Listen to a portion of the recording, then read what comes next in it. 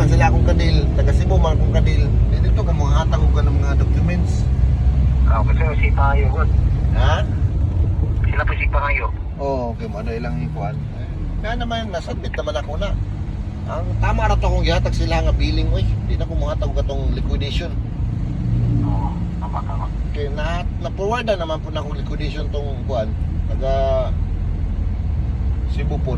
Unless kumingon sila nga ni hawa na tong tao. Oo.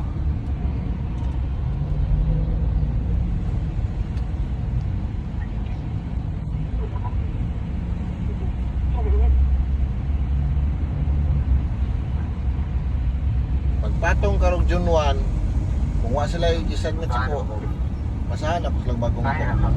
Oo, pakay na. Ma'am, wala na. Wala na ako na hold up ng item ninyo.